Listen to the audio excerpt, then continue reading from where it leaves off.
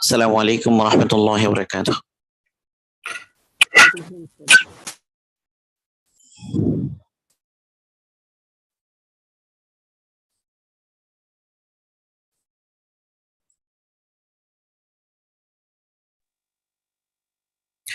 আলহামদুলিল্লাহি রাব্বিল আলামিন।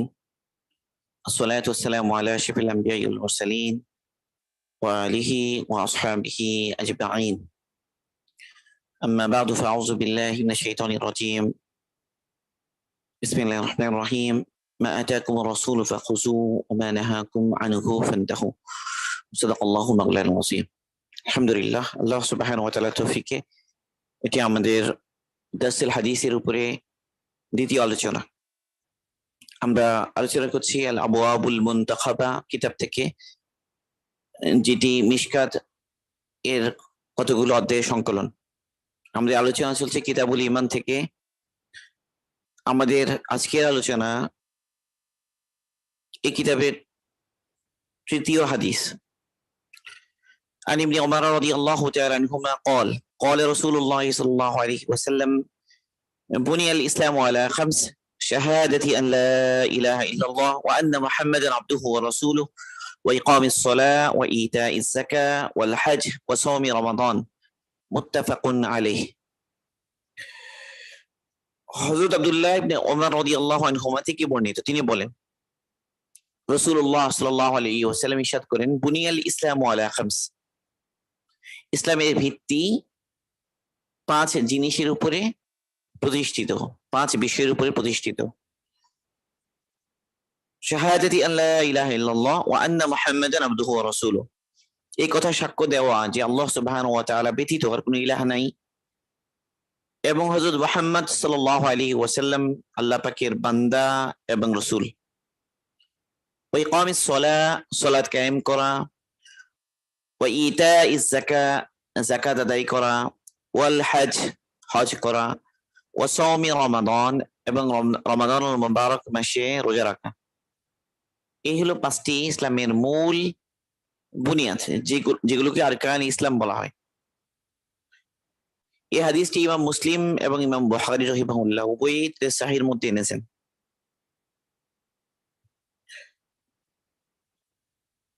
মুহাদ্দিসগণ এই হাদিসে ব্যাখ্যায় বলেছেন, যদি ইসলামকে একটি তাঁবুর সাথে তুলনা করা হয়,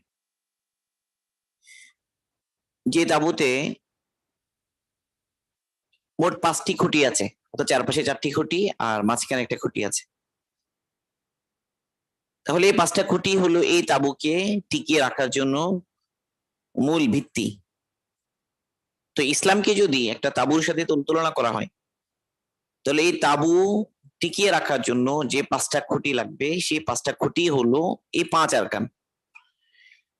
এর মধ্যে শাহাদাতু আল্লা ইলাহা ইল্লাল্লাহ ওয়া আন্না মুহাম্মাদান আবদুহু ওয়া রাসূলুহু, অর্থাৎ শাহাদাতাইন, এর সাক্ষ্য দান করা, এটা হলো মধ্যবর্তী খুঁটির মতো। আর সালাত, সওম, হজ, যাকাত, এই চারটা হলো বাকি চারটা খুঁটির মতো। যদি মাঝখানে খুঁটি না থাকে, তাহলে তাঁবু এটা দণ্ডায়মানই থাকবে না। আর চারপাশে যে কোনো একটা খুঁটি যদি না থাকে, তাহলে ওই পাশটা দুর্বল হয়ে যাবে, ওই পাশে ঢলে পড়বে তাঁবু। এখানে আসলে যে আলোচনা দ্বারা মূল উদ্দেশ্য হলো যে ইসলামের যে একটা হলো যে ঈমান, একটা হলো ইসলাম, দুটা বিষয়। তো ইসলাম এবং ঈমান, ঈমান যেটা আসলে সেটা হলো অন্তরের একটা আস্থা, তাই না? ঈমান আল্লাহ এবং আল্লাহ রাসূলের কথার উপরে আস্থা থাকার কারণে আল্লাহ এবং আল্লাহ রাসূলের দেওয়া সব সংবাদগুলোকে দিল থেকে নির্দ্বিধায় সন্দেহ ছাড়া মেনে নেওয়া, এটার নাম হচ্ছে ঈমান। তো ঈমান হলো তাসদীক, মানে অন্তরের যে বিশ্বাস, তার নাম হলো ঈমান। কিন্তু সে অন্তরের বিশ্বাস প্রতিফলন করতে হবে আমালের মধ্যে। এই আমাল হলো ঈমানেরই বাহ্যিক প্রকাশ, যেটাকে ইসলাম বলা হচ্ছে। তো ঈমান তো হচ্ছে যে হকের প্রতি অন্তরের একটা দৃঢ় একটা আস্থা বা বিশ্বাস, যেটা অন্তর থেকে সে কেউ ইকিনের সাথে মেনে নিয়েছে, এটাই হলো মূল। এরপর ইসলামী যে শরিয়া, এই শরিয়াতের নামই হলো ইসলাম। ইসলাম দ্বারা ওই শরিয়ায় উদ্দেশ্য, বিধিবিধান দ্বারা উদ্দেশ্য, যে ইসলাম, যে শরিয়া বিধিবিধান যেগুলো আল্লাহ সুবহানাহু ওয়া তাআলার আহকাম, এগুলোকেই সাধারণত ইসলাম বলা হয়। রাসূল সাল্লাল্লাহু আলাইহি ওয়াসাল্লামের আনিত যে শরিয়া, এটা ইসলাম।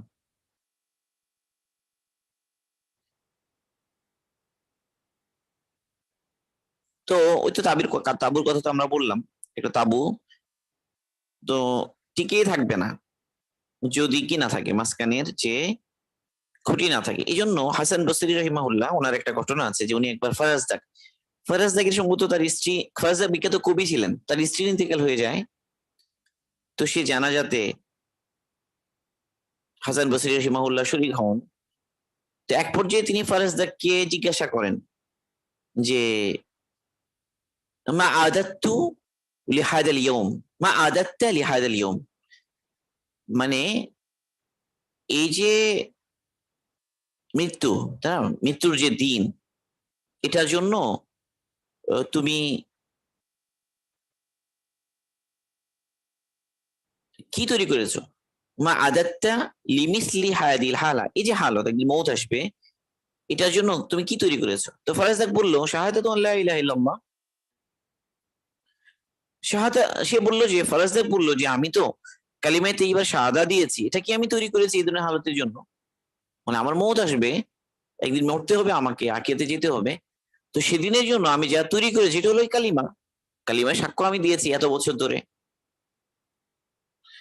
তো তাকে বলা হলো, ফাকালা, হাসান বললেন, হাযাল উমুদু, এটা তো হলো খুঁটি, এটা তো খুঁটি। ফাআইনাল আতনাব, শুধু খুঁটিতে তো ঘর হয় না, তো বাকিগুলো কই? তোমার এই যে খুঁটি না হয়ে রইলো, বাকিগুলো ঠিক করেছো তো? তো এটা একটা মিসাল, বা একটা আমরা বলতে পারি তুলনা বা রূপক, যেখানে হাসান বসরি রহিমাহুল্লাহ এই হাদিসের দিকে ইশারা করেছেন যে শাহাদা দেওয়া এটা তো কেবল কি খুঁটিটাই হলো, শুধু খুঁটিতে তো একজন মানুষ চলতে পারে না, তার তো মানে ওয়াল লাগবে, তাই না, ছাদ লাগবে, সবকিছু মিলেই তো ঘর। শুধু খুঁটি দিয়ে তো আর ঘর হয়ে যায় না, শুধু খুঁটি দিয়ে তো কেউ ঘরের যে উপকার এটা সে হাসিল করতে পারে না। তো এই জন্য মূল কথা হলো যে এখানে এই পাঁচটা খুঁটি এটা তো লাগবেই, আর আরকান ইসলাম বলা হচ্ছে এগুলোকে। বাকি এইগুলোর উপর যদি কেউ টিকে থাকে মজবুতির সাথে, তাহলে ইনশাল্লাহ তার এই ইসলামের যে ঘর, তার দিনদারি, এটা টিকে থাকবে। এটা হলো মাস্ট, করতে হবে। এবং এর সাথে সাথে তার নিজের দিনদারিকে পরিপূর্ণ করার জন্য তাকে মেহনত চালিয়ে যেতে হবে, সমস্ত ফারায়েজ গুলোকে ধরতে হবে, সমস্ত হারাম গুলো এগুলোকে ছেড়ে দিতে হবে, সমস্ত ওয়াজিবাতকে পালন করতে হবে, এমনকি সুন্নাহ এবং মুস্তাহাব্বাত যেগুলো আছে এগুলোকেও আমল করতে হবে, যেন দিনদারিটা পরিপূর্ণ হয়, কামেল হয়। কামেল দিনদারি আল্লাহ সুবহানাহু ওয়া তাআলা চান আমাদের কাছে। কোরআনে পাকে এসেছে উদখুলু ফিস সিলমি কাফা, তোমরা ইসলামের মধ্যে পরিপূর্ণভাবে দাখিল হয়ে যাও। তো এই 5 কোটি এগুলো তো ঠিক রাখতে হবে। এই 5 কোটি ঠিক রাখার পরে পুরো দিন আমাকে নিজের মধ্যে আনতে হবে, নিজের জীবনে, নিজের জীবনের প্রত্যেক স্তরে ইসলামের সবগুলো বিধিবিধানকে আমাদের কি করতে হবে, পালন করতে হবে। তবে এটা শুরুই হচ্ছে শাহাদাতাইনের মাধ্যমে। শাহাদা যেটা, এটা হলো আসলে সাক্ষ্য। কেউ যদি এই কথা বলে, কোন একজন অমুসলিম বললো যে লা ইলাহা ইল্লাল্লাহ 1000 বার বললো, অনেকবার বললো, সে এতটুকু শুধু সাক্ষ্য দেওয়ার দ্বারা এটা প্রমাণিত হয় না যে সে দিল থেকে ইসলামকে কবুল করে নিয়েছে।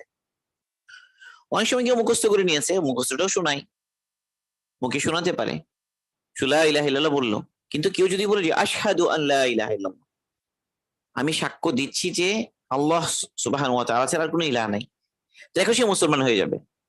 কিন্তু যদি সে লা ইলাহা ইল্লাল্লাহ বলতে থাকে, হয়তো সে অন্তরেও বিশ্বাস করেছে, কিন্তু আশহাদু বলা দ্বারা যে মজবুত হবে তার সাক্ষ্যটা, এবং সে ইসলামের মধ্যে প্রবেশ করেছে বলে ধরে নেওয়া হবে, শুধু লা ইলাহা ইল্লাল্লাহ শোনানোর মাধ্যমে কি হবে না, কেউ মুসলমান হয়ে যাবে না, বরং তাকে বলতে হবে আশহাদু আল্লা ইলাহা ইল্লাল্লাহ। মানে এই জন্য আমরা যখন কাউকে মুসলমান বানাবো, তখন আমাদেরকে এই কালিমায়ে শাহাদাতাইন যেটা, শাহাদা যেটা, এটাই তাকে পড়াতে হবে।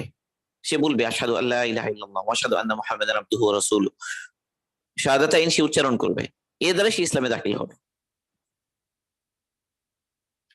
আর বাকি খুঁটি এগুলো তো গুরুত্ব আমরা সবাই বুঝি, যে যেমন সালাত এর মধ্যে সবচেয়ে গুরুত্বপূর্ণ বিধান। ওমর রাদিয়াল্লাহু আনহু একটা কৌল আছে, তিনি বলেছেন যে লা হাযা ফিল ইসলামি লিমান তারাকাস সালাহ, যে ব্যক্তি সালাত তরক করে, নামাজ তরক করে, ইসলামে তার কোনো অংশ নেই। আল্লাহ রাসূলুল্লাহ হাদিসে বলেছেন মান আকামাহা ফাকাদ আকামাদ-দ্বীন ওয়া মান তারাকাহা ফাকাদ হাদামাদ-দ্বীন, যে সালাতকে কায়েম করলো সে দ্বীনকে কায়েম করলো, আর যে সালাত তরক করলো সে দ্বীনকে নষ্ট করলো। সালাতের গুরুত্ব আমরা বুঝি। একেবারে যাকাত যেটা, এটাও গুরুত্বপূর্ণ। কোরআনে পাকে অনেক জায়গায় সালাত এবং যাকাতের কথা একসাথে এসেছে। আকিমুস সালাহ ওয়া আতুজ যাকাহ অনেক জায়গায় এসেছে, দুইটা একসাথে।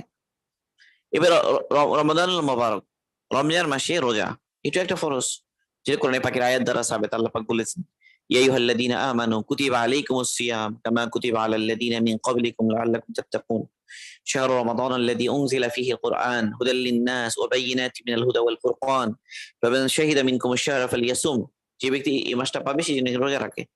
তো রোজা একটা বিধান, একটা হজের বিধান।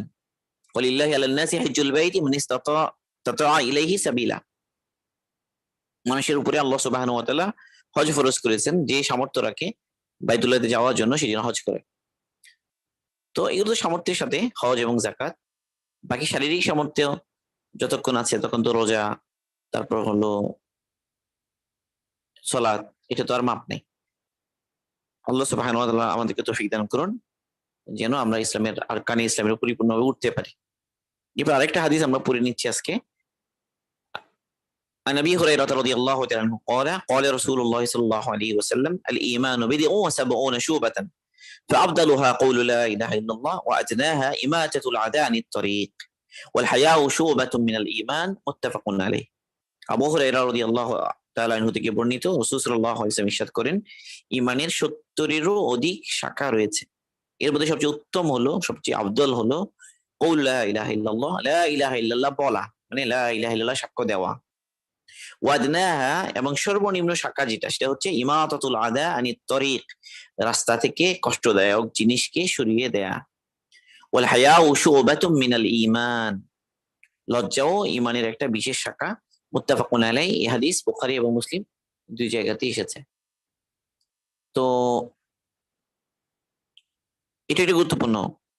তাহলে ঈমানের যে শাখা প্রশাখা আছে এটা এই হাদিস দ্বারা বোঝা যায়। এবং ঈমানের শাখা প্রশাখার উপর অনেক কিতাবও লিখেছেন, যেমন শুআবুল ঈমান লিখেছেন ইমাম বায়হাকী রাহিমাহুল্লাহ। এরপরে হালিমি হালিমি রহিমাহুল্লাহ, ওনার একটা মানহাজ আছে, এটাও শুআবুল ঈমানের উপরেই, মানে শাখা প্রশাখার উপরে। আশরাফি নবী রহিমাহুল্লাহর ফুরুউল ঈমান আছে, ঈমানের শাখা সমূহ, ইসলাহি নিসাবের মধ্যে এটা আছে। যাই হোক, ঈমানের 70-এর অধিক শাখা, কেউ 70 শাখা। তো এর মধ্যে কিছু আছে জবানের সাথে সম্পর্কিত, কিছু অন্তরের সাথে সম্পর্কিত, কিছু অঙ্গ প্রত্যঙ্গের সাথে সম্পর্কিত। তো ওই 77 শাখার বিবরণ আছে বিভিন্ন জায়গায়, সেগুলো আমরা দেখে নিবো ইনশাআল্লাহ। তো রাস্তা থেকে কষ্টদায়ক জিনিস সরিয়ে ফেলা, এটা কি সর্বনিম্ন শাখা হচ্ছে, এটা কত গুরুত্বপূর্ণ। এরপর লজ্জা, লজ্জা গুরুত্বপূর্ণ শাখা, এই জন্য লজ্জা না থাকলে মানুষ সবই করবে। এক হাদিসে এসেছে আল্লাহ রাসূল বললেন যে, মানে আগে জামার আম্বিয়া আলাইহিস সালাম, তাদের উলুম থেকে মানে জানা গেছে যে এই কথাটা, যে তুমি নির্লজ্জ হও, এরপর যা ইচ্ছা তা করো। মানে লজ্জা চলে গেলে মানুষ যা ইচ্ছা তাই করতে পারে। তো লজ্জা এটা অনেক গুরুত্বপূর্ণ বিষয়। লজ্জা, এই জন্য লজ্জাকে ঈমানের বিশেষ শাখা হিসেবে তুলে ধরা হয়েছে। হায়া, এটা অনেক গুরুত্ব। লজ্জা, আল্লাহ পাককে লজ্জা করা, আল্লাহ পাকের কত নিয়ামত আমরা ভোগ করছি, এই জন্য আল্লাহ সুবহানাহু ওয়া তাআলাকে যথাযথভাবে লজ্জা করা দরকার। আল্লাহ পাক দেখছেন আমাকে, আল্লাহ পাককে দেখিয়ে দেখিয়ে আমি কিভাবে গুনাহ করবো, নাফরমানি করবো। আল্লাহ পাক দেখছেন আমাকে, আমি কিভাবে আল্লাহ পাকের ফরজ বিধান লঙ্ঘন করবো। তো এই ব্যাপারে সতর্ক হওয়া আল্লাহ সুবহানাহু ওয়া তাআলা আমাদেরকে তৌফিক দান করুন। সুবহানাল্লাহি ওয়া বিহামদিহি, সুবহানাকাল্লাহুম্মা বিহামদিকা, আশহাদু আল্লা ইলাহা ইল্লা আনতা, আস্তাগফিরুকা ওয়া আতুবু ইলাইক।